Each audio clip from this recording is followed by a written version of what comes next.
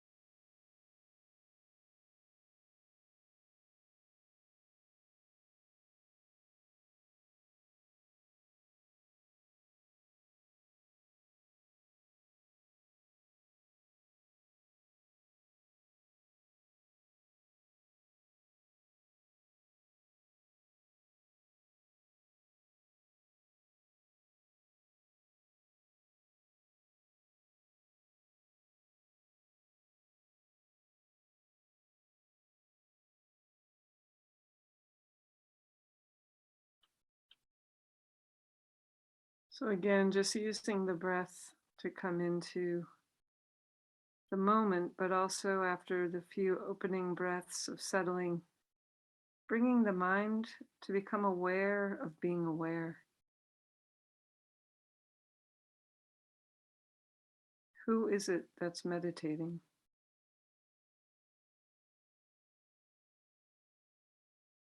Really trying to connect with the one who is aware.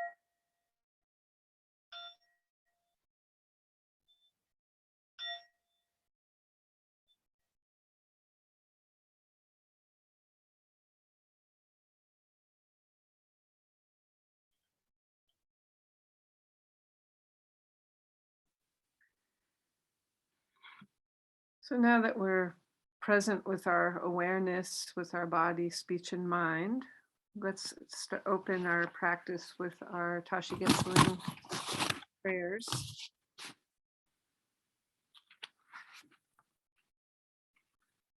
It's always good to begin any practice by connecting with our own Buddha nature and then expanding out into the broader connection to the deeper Buddha nature, merging those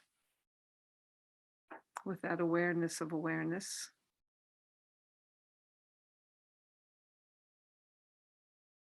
Sangye Chodon Soki Chognam La Jangchu Bardu Dagni Kyapsu Chi Dagi Jinso Ki Pe Sonam Ki Drola Penchir Sangye Drupar Shok Sangye Chodon Soki Chognam La Jangchu Bardu Dagni Kyapsu Chi Dagi Jinso Ki Pe Sonam Ki Drola Penchir Sangye Drupar Sho.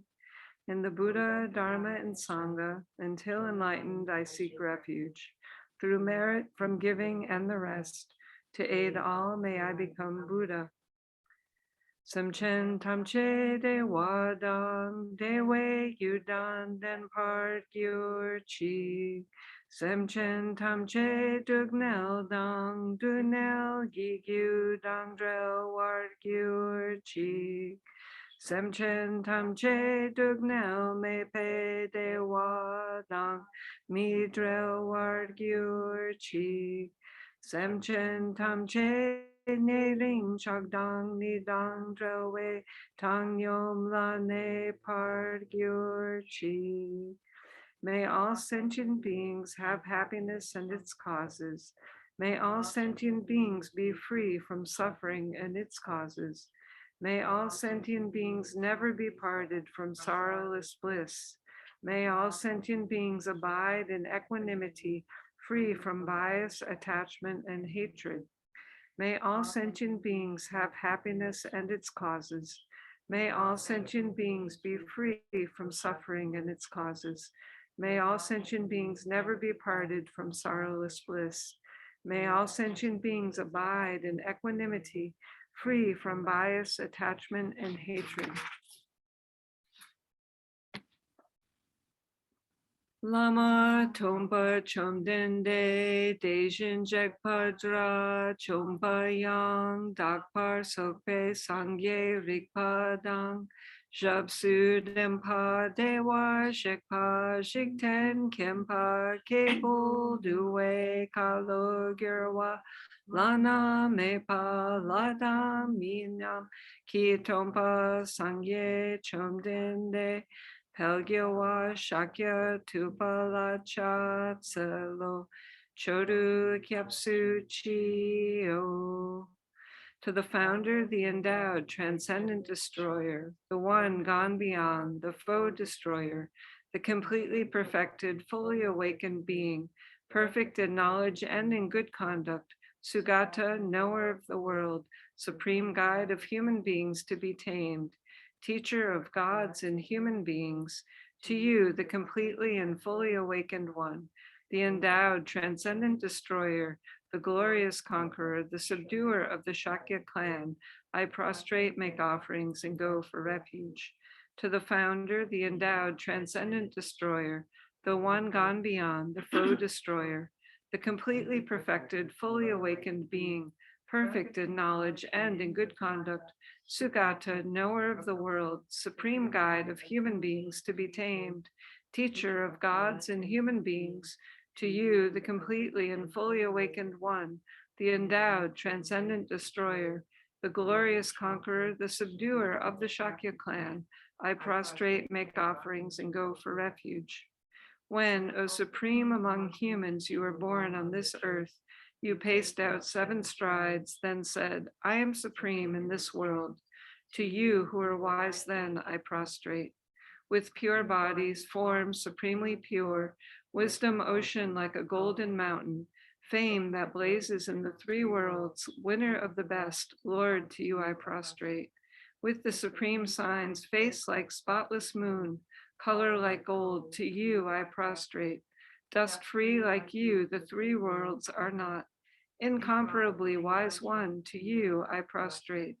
The Savior having great compassion, the founder having all understanding, the field of merit with qualities like a vast ocean, to you, the one gone to thusness, I prostrate. The purity that frees one from attachment, the virtue that frees one from the lower realms, the one path, the sublime, pure reality. To the Dharma that pacifies, I prostrate. Those who are liberated and who also show the path to liberation, who are devoted to the moral precepts, the holy field qualified with realizations. To you, the sublime community intending virtue, I prostrate. Homage to the Supreme Buddha, homage to the Dharma refuge, homage to the great Sangha, to all three ever devout homage. To all worthy of respect, bowing with bodies as many as all realms, atoms, and all aspects. With supreme faith, I pay homage. Do not commit any non-virtuous actions.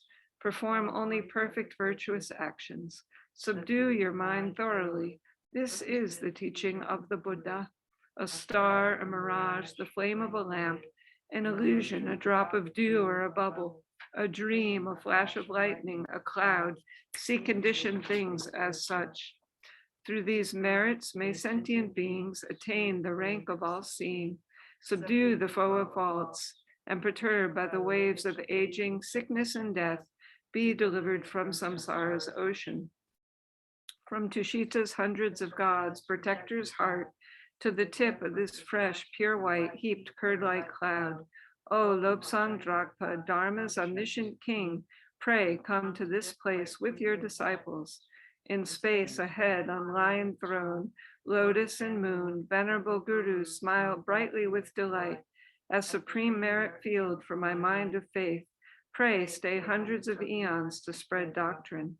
Your wisdom mind sees full range of knowables. Your eloquent speech adorns fortunate ears. Your beauteous body, famed glory, outstanding. Homage to you worthwhile to think of, hear, and see. Pleasant offerings of water, various flowers, fragrant incense, light, perfume, and so on. Oceans of offerings set out and envisioned, offered up to you, supreme field of merit. Non-virtue heaped up since beginningless time, which I have committed with body, speech, and mind, especially what has contradicted three vows. Each I confess from my heart with strong regret. In time of strife, you strove to learn and practice, shunned 8 mundane concerns, made life essence-full. O protector from depths of our hearts, we rejoice in your powerful great deeds. Venerable gurus from love and wisdom, clouds densely massed in your Dharmakaya sky, pray loose a rain of vast, profound Dharma on fields of disciples just as needed. May whatever virtue that I've here gathered bring benefit to all beings and doctrine, and may it make Venerable Lobsang Drakpa's essential teachings specially shine forever. Avalokiteshvara, great treasure of infinite compassion, Manjushri, Lord of stainless knowledge, Vajrapani, conqueror of all demon hordes without exception, Tsongkhapa, crown jewel of the land of snow sages, Lobsang Drakpa, I make requests at your feet. Lobsang Drakpa, I make requests at your feet. O glorious and precious root guru, pray take seat of lotus on my crown, caring for me with your great kindness, bestow attainments of body, speech, and mind. O glorious and precious root guru, pray take seat of lotus at my heart, caring for me with your great kindness, bestow attainments common and supreme. O glorious and precious root guru, pray take seat of lotus at my heart, caring for me with your great kindness until supreme awakening remains steadfast. And the Heart Sutra.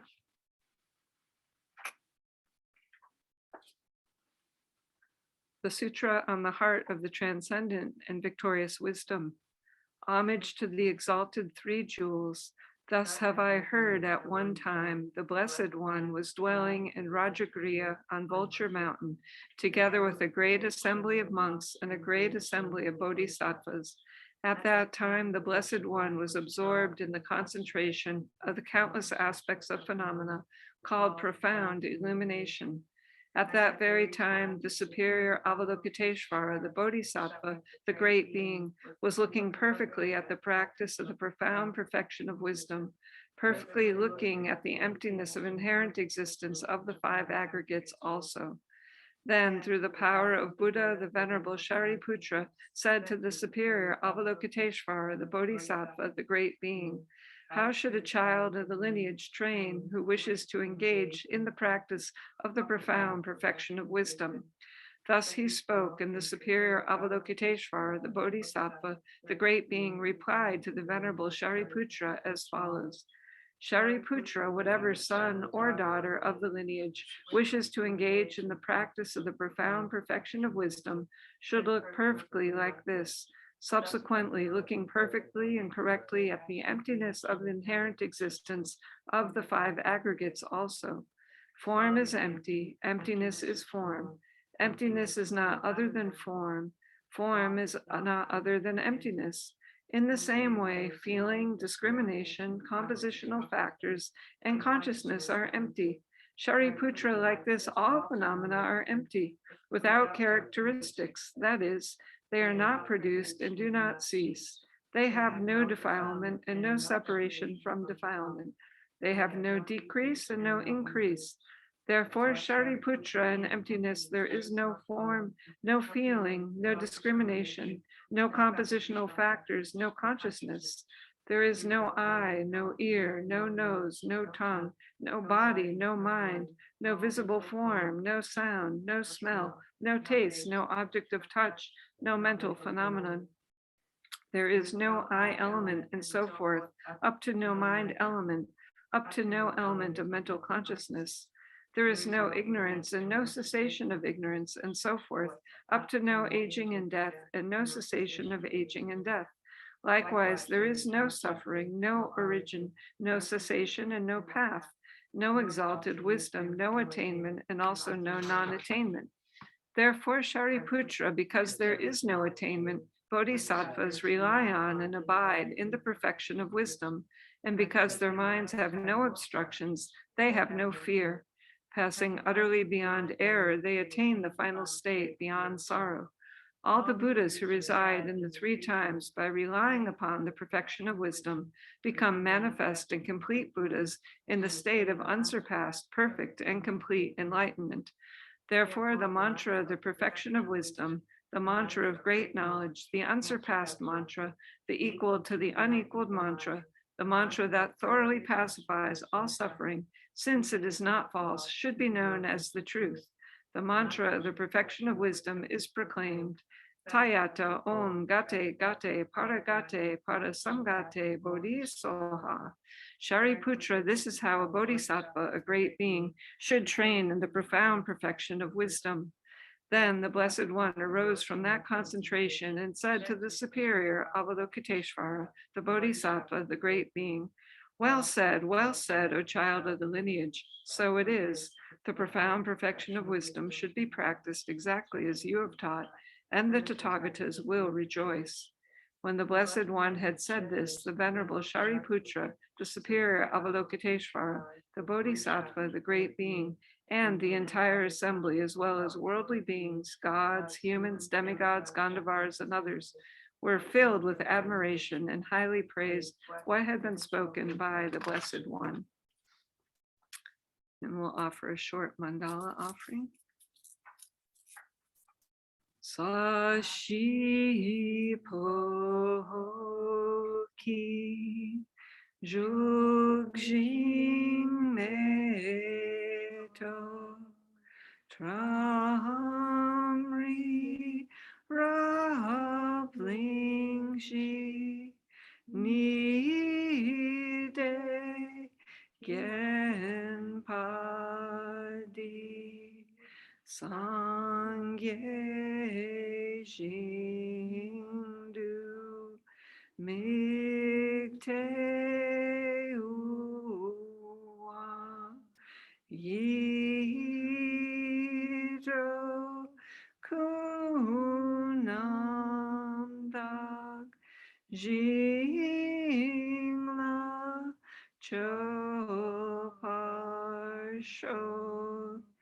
Venerable Gurus, from love and wisdom, clouds densely massed in your Dharmakaya sky, pray loose a rain of vast, profound Dharma on fields of disciples just as needed. May my Venerable Lama's life be firm, his white divine actions spread in the 10 directions.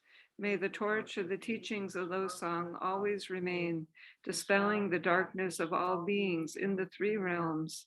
Like that, may the gurus who show the noble path and the spiritual friends who practice it have long lives. Please bless me to pacify completely all outer and inner hindrances. Om Yidam Guru Ratnamandanam Kam Niryatayami. Now, we're not going to read it right now, but I encourage you all to read from time to time the foundation of all good qualities so that you just really connect and strengthen your bond and yoga. Yoga means union with Kensor Rinpoche, whom most of us have met, and that you really think deeply about the blessings he can confer to your mind stream as a really awakened being, which he is.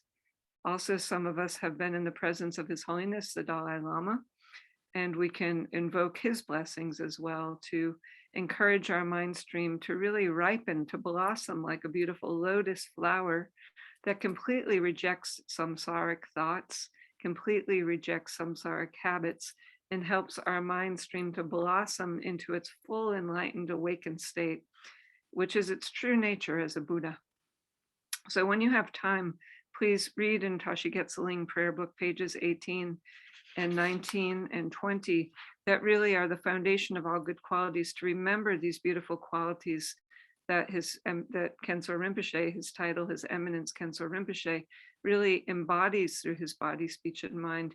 Because by reviewing these and reading this, you'll feel that living presence, just as if you've met him for the first time. You'll see his smile, and you'll feel that his presence is absolutely sitting right there in front of you. So we really need to bring that to our mind stream and again and again. Also the same with His Holiness, the Dalai Lama, any sacred places we've been. Some of us have been to Bodh Gaya. We should really bring those very sacred images again and again and again to our mind stream, to Ladakh. And for those of us who haven't been to these places, you can look at the Bodh Gaya website. You can see the beautiful Mahabodhi temple. And this, you can look again at the images of His Holiness, the Dalai Lama. Bringing again all these beautiful visual images puts these imprints on our mind stream, and it really strengthens that union, that yoga of connection with the pure mind, with the sacred mind. Okay, this I'm sharing with you came through my, yes, as Janet mentioned, now in mostly strict retreat, except for these programs for Tashi Getseling, which are so really important and vital right now to the world, that we're holding this sacred Dharma vibration. But the reason that we mention this is, that the whole focus of our practices in Buddhist tradition is the objective is to transform the mind. This is the whole inner workshop, as Venerable Rabina would say, is to really transform the mind and bring out its highest awakened qualities, which is possible. We've been in the presence of beings who have done this. And this is what our own practice is in the process. We hope really strongly. We believe if we look back, not a few weeks back, but we have to look back a few years, or some of us, many decades back, we can really see the amazing transformation that's gone on in our minds. And then we can then really gain confidence. Actually, yes, maybe in this life is the lifetime that I am fully awakening. Absolutely, we have to have that kind of mindset and thinking. And so the objective world for all of us is arising from what we're seeing in our mind. The mind is known through quantum physics now. The mind itself, everything that we call mind in reality, is just our own experience and projection. And this is what the Buddha was looking at 2,600 years ago, saying actually the mind precedes every experience. So this isn't my thought about this, and this isn't quantum physics thought about this. This is actually the Buddha's thought on this.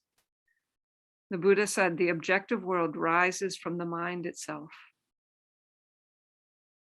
Let's just think about that for a minute. That means even for Clarence and for Janet's doggies, Buddha and Dharma, and for Meg's kitty, Perkins, their minds are also an objective mind. Like Clarence knows his name. He just opened his eyes and looked at me when he heard his name. His mind is arising and transforming through his own objective world, which of course is through our subjective reality.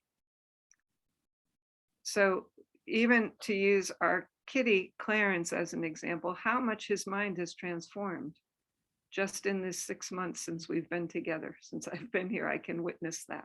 And I've known him a bit longer. I mean, he's amazing the way he's loving the Dharma. He's always the first one in the shrine room sitting on his mat. You can see he's got his own little space over in the corner here. And there's Doreen and Cole, his kind humans taking care of him. And he's very gentle now. But for years, Doreen was the only one who could touch him. He would even bite her sometimes because sometime in his earlier life, before he showed up as a stray cat, he had been a little bit maybe aggressive. People had all his claws removed, which of course for a cat is horrible because no defensive is there anymore. Maybe he was tearing someone's furniture up because he's a very beautiful kind of orange Norwegian cat, but he was put out into the nature. And, you know, I mean, probably he had to learn how to bite a little bit to protect his own life. So this is examples of how our mind streams through our experience come to form the objective way we connect with our reality. But the Buddha said, actually, they're always changeable. And the real highest nature of mind is clear light, radiant, peaceful, compassionate, pacified. As you see, he's sleeping beautifully now. He no longer is biting Doreen. He's, you know, he's very, really actually connected somehow with the energy and essence and feeling, because animals are much more intuitively connected actually than human beings these days. Some human beings are quite clairvoyant and very intuitive beings who live up in the Himalayas away from a lot of distraction of technology and busyness. Actually, there are quite many wonderful clairvoyant beings in the human form. But for animals, mostly they rely on intuitive, objective sensing. So Janet's dogs, for instance, when they see her, they'll bark because they're happy to see her. But if they hear a car or someone who they're not familiar with, they're barking, but their energy behind it is very aggressive and very fearful. So these objective experiences, as the Buddha said, we're not just concerned with human beings, but with the nature and the qualitative experience for all living beings, because we want all beings to be happy. Now, yes, we just had a big blizzard here a few days ago, and we were riding out our experience, quite grateful for Cole's wonderful construction that he did, and my heart quite grateful for Doreen and Cole supporting my practice here in retreat. And also I was really praying for the birdies, the deer, the little weasel that comes, the squirrels, thinking about all these creatures that had to just be out in that blizzard without any kind of shelter, most of them. Yes, of course, some of them had nests. The deer go in places to hunker down, but it was quite bitter cold, very sub-zero, very blizzarding for hours on end. And many creatures, I'm sure, did pass away during that. That's a very hard condition for them to be out in the midst of. So we should remember very much that in our Buddhist practice, we're working with our mind for the benefit of all living beings whose minds aren't really able, mostly those beings are quite pacified. They're not harming others. Usually the squirrel, the weasel, the birdies, the deer, they're not really harming other creatures at all. You know, those are very gentle creatures, and they're not mostly flesh eaters. They're just eating vegetation, and they're very peaceful. But in very violent weather conditions like this, they can perish very easily. So when we do our practice, we're really practicing for the benefit of all mother sentient beings. This is the kind of altruistic mind we really want to cultivate. We really want to think it's really wonderful that we have the kind of a conscious mind that we have that can consider and rationally think about these things deeply. How precious to be a placeholder, as Jetsuma would say, in order to even practice for the beings who don't have a mind to be able to think about that, but for the human beings who we wish had a mind that could think this way for the benefit of others, because we'd have a whole different kind of world system, but eventually everyone will get there. So in the meantime, we're the ones who are practicing like this for the benefit of all mother sentient beings. So now we're going to do a guided meditation on the four immeasurable qualities. These are the four immeasurable qualities. Just as beings are limitless, immeasurable kinds of beings. Now we're close to 8 billion human beings. We don't know how many insects. We focus these days on how much climate change is decimating the species that we know about, but also there are so many species we don't know about. And there are just countless numbers of kind of life forms just on this one planet, let alone throughout all the cosmos. So really when we practice, we're practicing for all kinds of beings, these terrestrial beings on this one planet, the extraterrestrial beings, all kinds of life forms. We're wishing these four immeasurable qualities for loving kindness, compassion, bliss, and joy, and with equanimity. So the first, it's called the immeasurable wish because it can also, just as beings cannot be measured, the power of this prayer, the power of this intention and wish also cannot be measured. It has infinite power and qualities to reach beings throughout the space and time and beyond. So first, bring to your mind, you can repeat it silently as I say it, and just hold your meditation.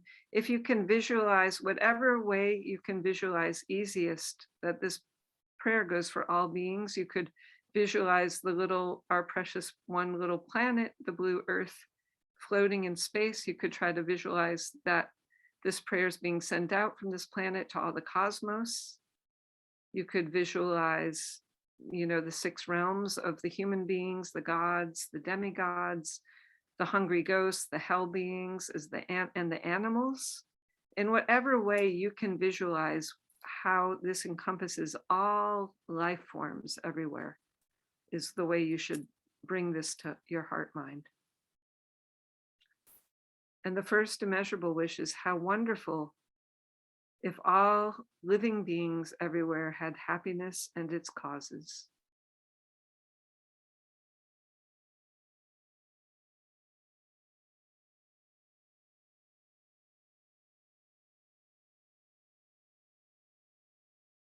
May all living beings have happiness and its causes.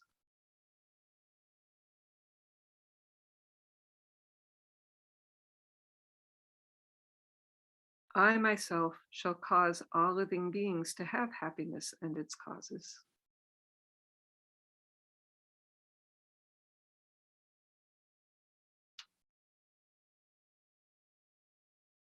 Please, Guru deities, grant your blessings that I might be able to do this. Now in this part, you can visualize either Shakyamuni Buddha, you could visualize the Maitreya Buddha, who's the Buddha of universal loving kindness coming in the future. You could visualize His Holiness, the Dalai Lama. You could visualize Khenzo Rinpoche, Jetsuma Tenzin Palmo. You could visualize Tsongkhapa.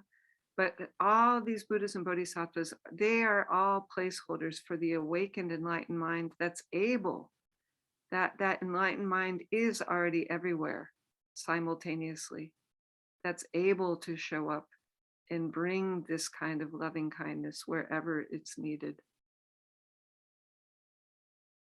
And by saying this deep, profound prayer and meditating on this, we're actually volunteering through our own mind stream to become a vehicle for this kind of loving kindness, blessings, to be a provider of happiness and its causes for all beings everywhere.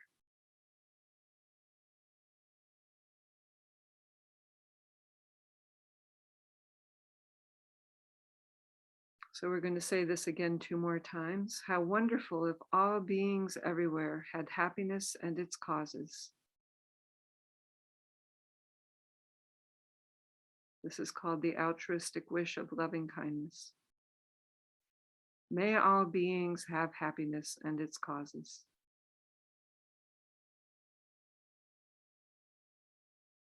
I myself shall cause all beings to have happiness and its causes.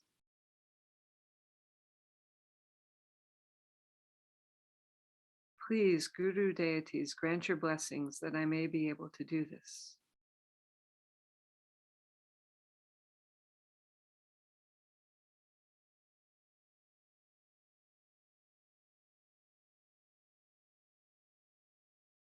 How wonderful if all beings everywhere had happiness and its causes.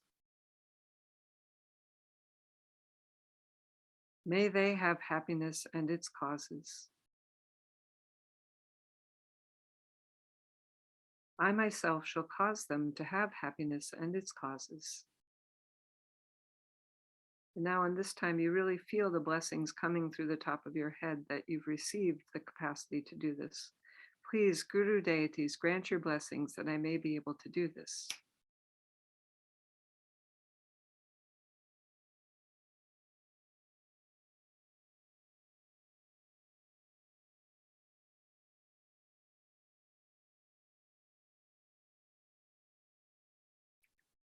So this is the immeasurable loving kindness, the wish for all beings to have happiness and its causes through altruism, the altruistic, selfless wish. How wonderful if all living beings were free of suffering and its causes.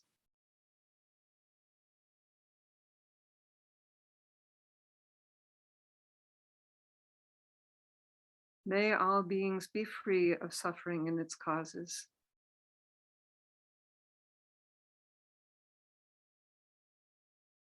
I myself shall cause all beings to be free of suffering and its causes.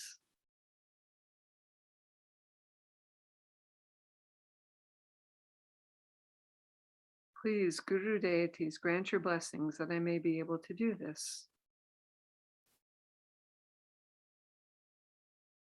So this is the wish for immeasurable compassion. The Guru deities for this one, very helpful to visualize, is Chenrezig, Avalokiteshvara, the Bodhisattva Buddha of compassion.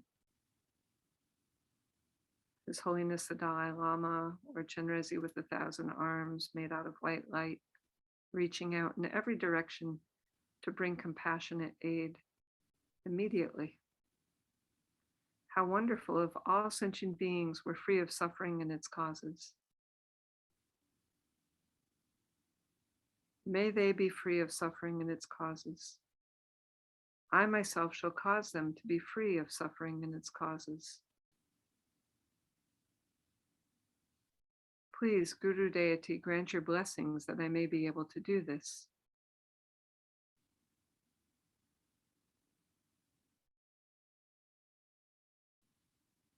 How wonderful if all sentient beings were free of suffering and its causes.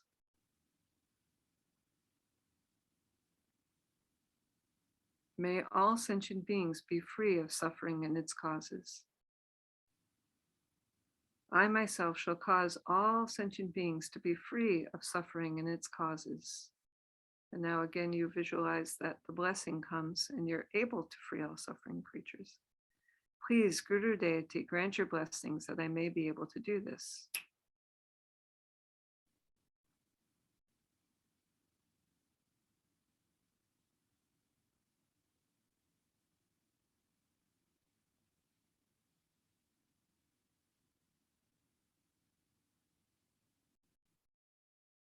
So this is that was the altruistic, immeasurable wish for compassion, to be able to have compassion. And then the first one, and loving kindness, really permeate our mind streams in every single instance. The third loving, immeasurable wish is immeasurable joy. How wonderful if all sentient beings had immeasurable joy. May they have immeasurable joy.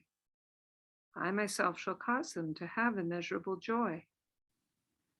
Please, Guru deity, grant your blessings that I may be able to do this.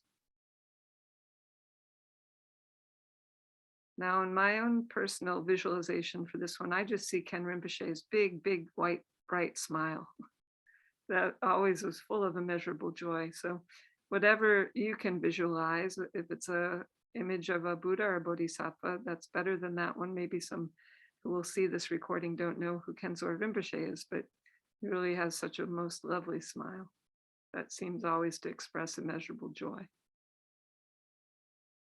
How wonderful if all sentient beings had immeasurable joy. May all sentient beings have immeasurable joy. I myself shall cause all sentient beings to have immeasurable joy. Please, gurus, Buddhas, and Bodhisattvas, grant your blessings that I may be able to do this.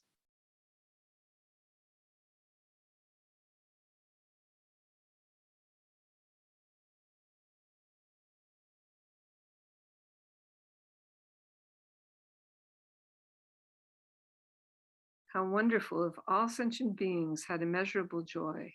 May all sentient beings have immeasurable joy. I myself shall cause all sentient beings to have immeasurable joy. Please, Gurus, Buddhas, and Bodhisattvas, grant your blessings that I may be able to do this. And now you really feel in your heart. So another way to talk about immeasurable joy is the root of sorrowless bliss. And the root of sorrowless bliss really is the awakened Buddha mind, your Buddha nature, that you're never separate from that. And this is the very essence of the Vajrayana practice of Tibetan Buddhism, is that we really are Buddhas already, and we just need to clear up our mind streams and come back to our true nature. So we really can have confidence in this prayer being fulfilled. It's not just a prayer off into the heavens, but that our true nature surely shall reveal itself more and more every day to us.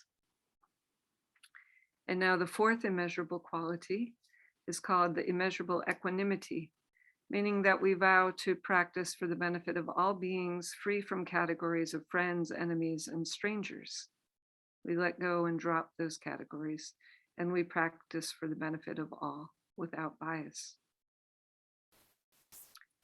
How wonderful if all sentient beings were to abide in equanimity, free from the bias of attachment, hatred, and indifference.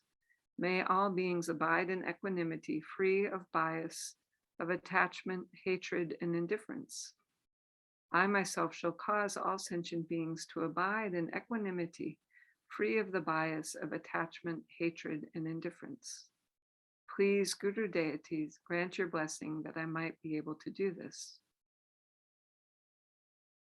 How wonderful if all sentient beings were to abide in equanimity, free of bias, of attachment, hatred, and indifference. I myself shall cause all sentient beings to abide in equanimity, free of attachment, hatred, and indifference. May they abide in equanimity. Please, Guru deities, grant your blessing that I might be able to do this. How wonderful if all sentient beings were to abide in equanimity, free of bias of attachment, hatred, and indifference. May they abide in equanimity, free of bias. I myself shall cause them to abide in equanimity, free of bias. Please, Gurus, deities, Buddhas, and Bodhisattvas, grant your blessing that I might be able to do this. And Manjushri is a good visualization for that one, because Manjushri holds the sword of wisdom, of the wisdom of emptiness and the clear light mind. A very good one to use as a Buddha who helps clear away those attachments of bias.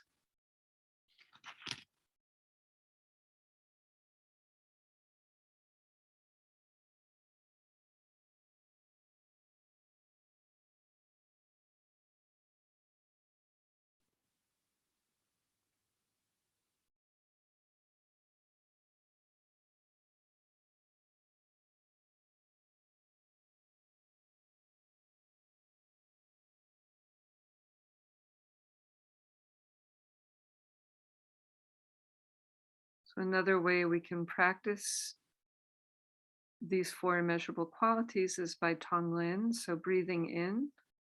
Again, we can visualize that we're breathing in the sufferings of all beings who either are in a life form where they can't do this kind of practice for themselves, they've never come across the teachings of the Buddha Dharma. We can breathe in their suffering, and we can breathe out these four immeasurable wishes to them. And breathing in their suffering will not harm us at all. It will only destroy our ego and our fear and our doubts, which is a good thing. And breathing out will only encourage and expand our bodhicitta and our awakening mind, which is even a better thing.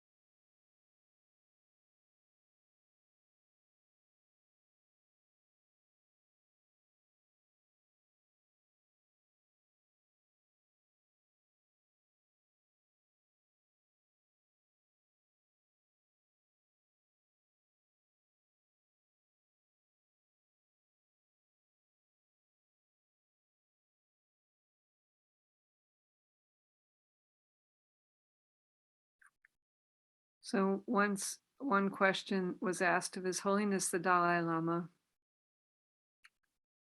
what is the highest happiness?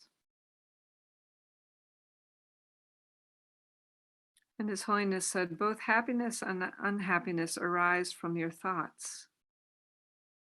The highest happiness is to replace your thoughts of the self and selfish thoughts with the thoughts of others, directing all of your activities of your body, speech, and mind to really be of the highest benefit of others.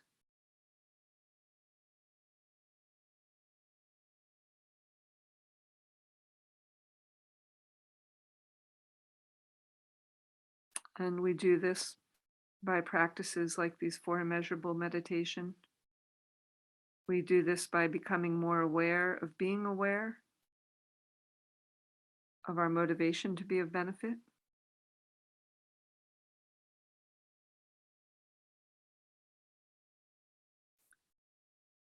We do this by being more patient with ourselves, being more vigilant of our body, speech, and mind,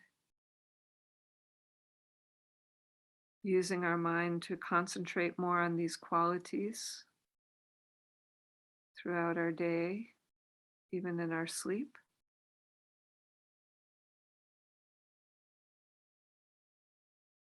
In short, we really do this by believing that we're capable of bringing others to their highest happiness, by becoming a presence for them that establishes them in their highest happiness.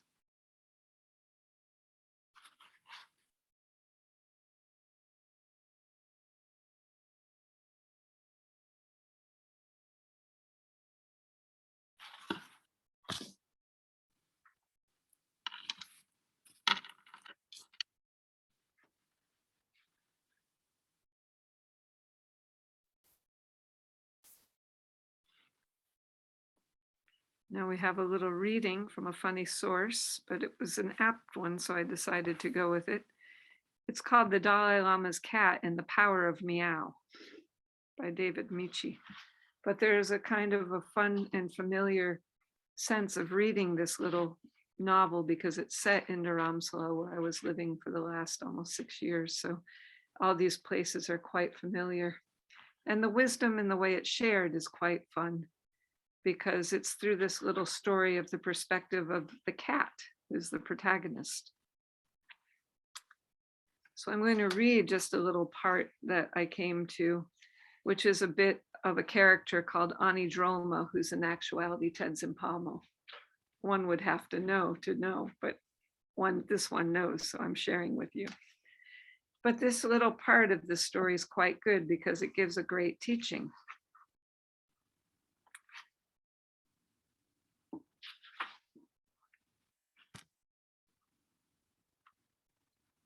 So the setting is in a little cafe in Dharamsala.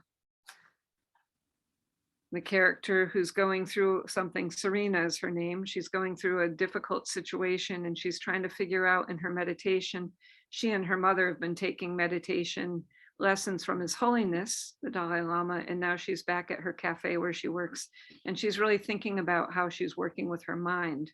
And so she's sitting in her cafe after a difficult situation, thinking about her meditation practice, which is true actually in Dharamsala. A lot of the foreigners and the people in robes, everyone up there, everyone's on the Dharma train. So choo choo, full steam ahead. That's what it's like.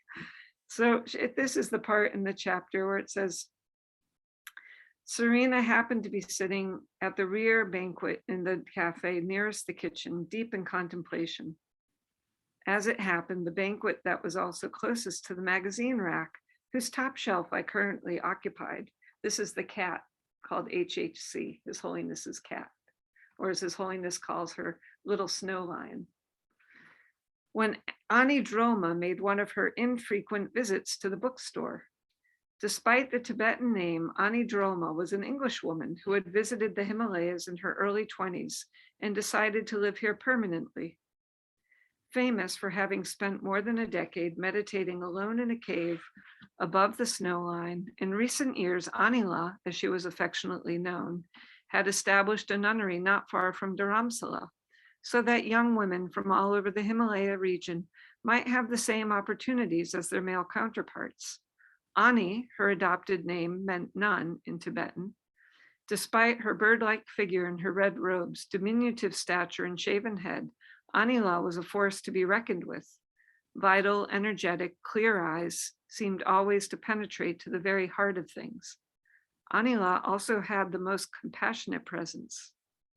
"How is your lovely mother?" she had inquired as she approached Serena, who rose to her feet so the two could exchange a warm hug. "I heard about her being in the hospital." "Much better now, thanks," Serena told her. Mrs. Trici and Anila went way back. "She's on beta blockers for blood pressure. She's even meditating regularly now, too." "Very good," Anila's eyes sparkled. "I have no doubt she will benefit." "Oh, she already has."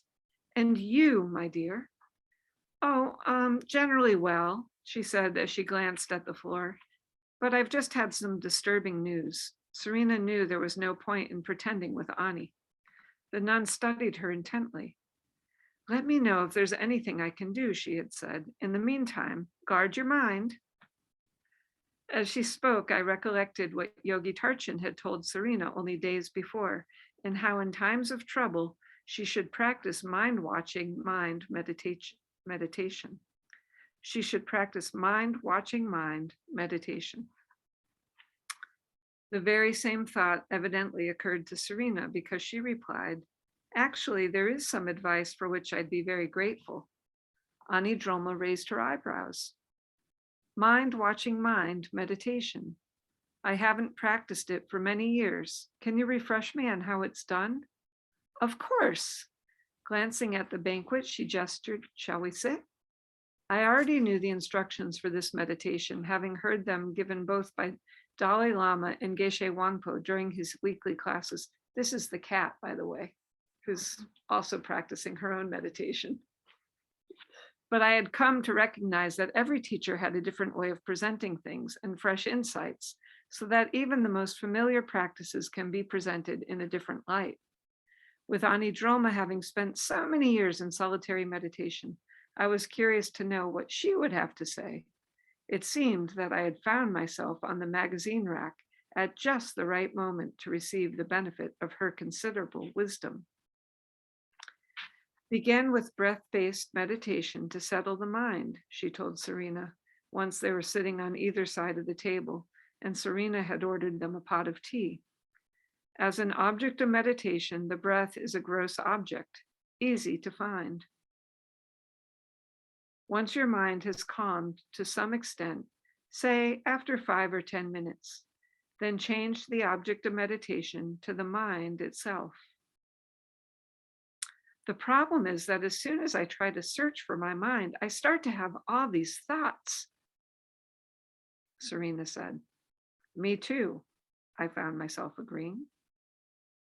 "Of course, this is normal," Ani Droma said, nodding. She leaned forward in her seat and her eyes became bright. "But unlike other meditations, when thoughts arise, they are not considered distractions." "No?" Serena's brow furrowed in surprise. "Thoughts arise from the mind, just as waves arise from the ocean. They are of the same nature. If we sit on a bench above the sea and watch a wave forming, rising to a crest, and then breaking on the beach before rolling back into the sea, we know that the wave is just the sea, identifiable as distinct from the rest of the ocean for a few moments, but part of it. So too with our thoughts.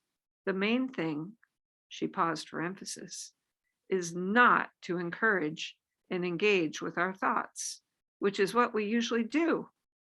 Our job is simply to observe a thought as a thought." Serena was now following her closely. "To do this, when a thought arises, we practice to acknowledge, accept, let go." "What happens when more thoughts immediately pop up?" Ani Droma smiled. "Same again, acknowledge, accept, let go. You see, usually we're thought huggers. As soon as a thought arises in our mind, we engage with it.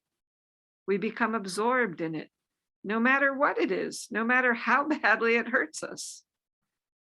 The ego is just happy to feel miserable because you're still feeding the ego. Serena pursed her lips. I can relate to that, she said.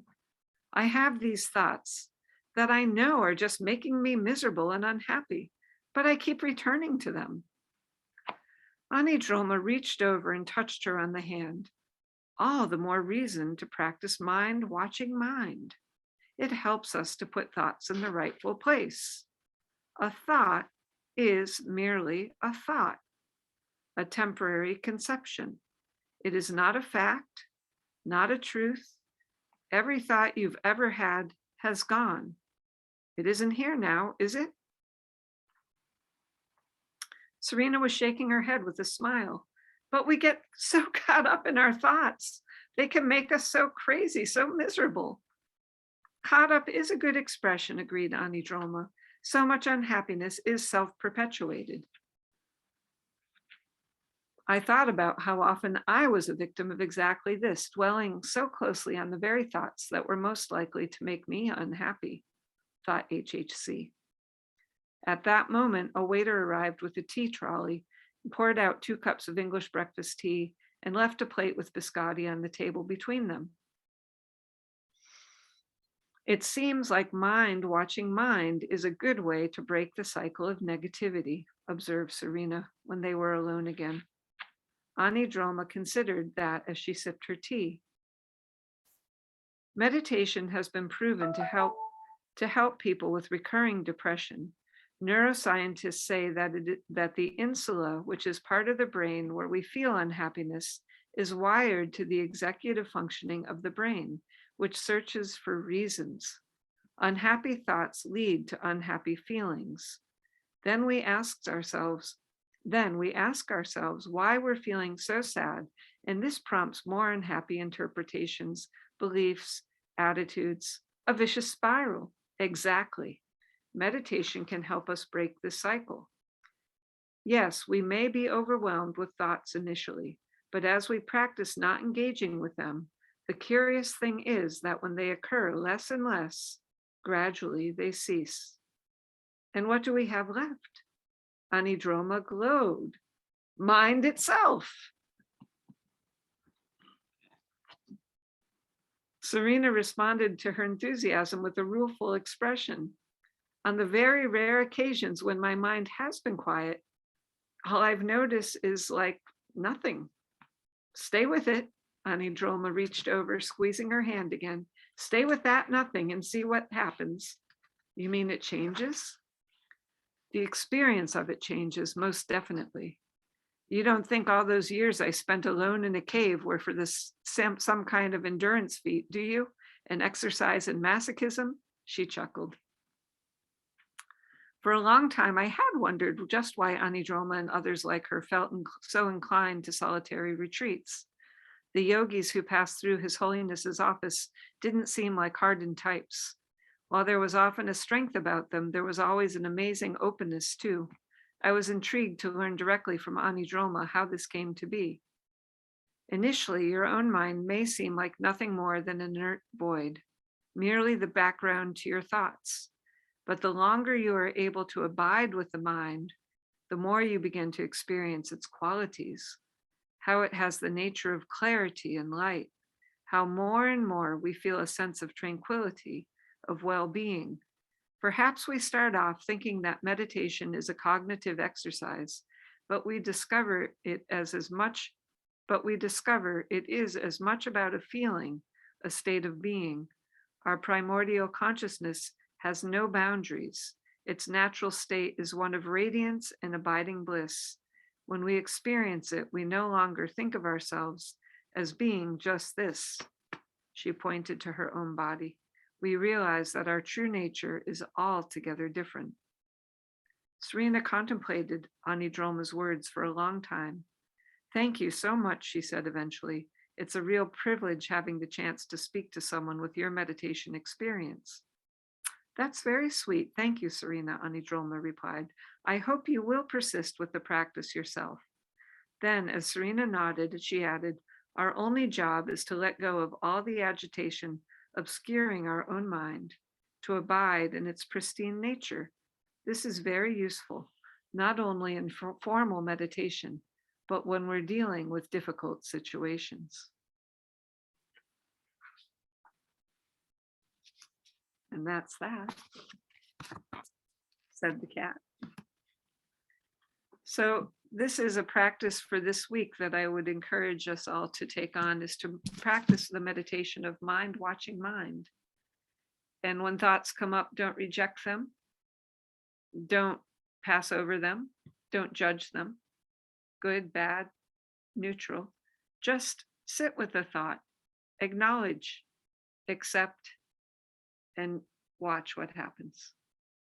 It's wonderful because when the mind is very tranquil and very quiet and just calmly abiding, that its own nature of clarity is a little bit like, if you think of thoughts like kind of smudges on a window or on a mirror, the more you clean that window or mirror free of the thoughts, the more its own natural radiance just shines through. And that's all been there all along. So this mind watching mind is a fantastic practice to be able to come into more and more enlightened awareness.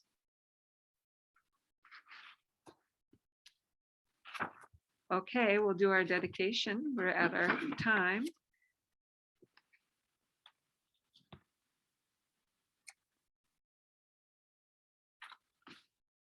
On page 25.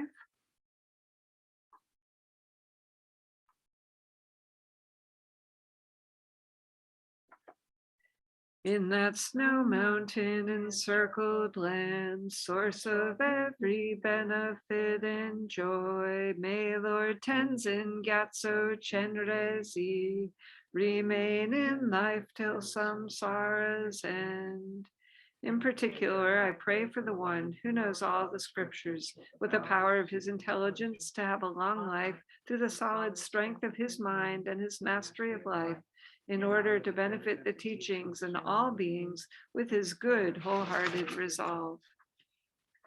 Through this virtue may I swiftly, having gained Guru Buddha state, place each and every sentient being without exception in that state.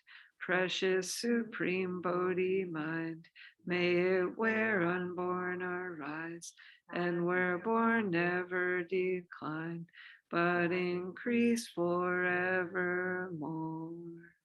Mig me se we ter chen chen resi, di me kien pe wang po jam pel yang. Gong chen ke pe su gen son ka pa, lo zong drak pe shab la so wa den.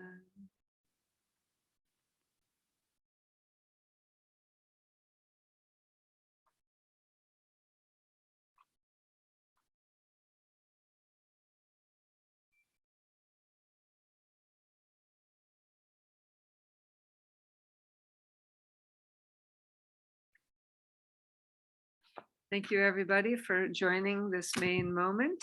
And we wish for you to have a wonderful week, staying happy and healthy wherever you are, and very cozy and warm, especially for our friends here in Maine, where it's quite chillerinskis right now at the end of January in the heart of winter. See you again.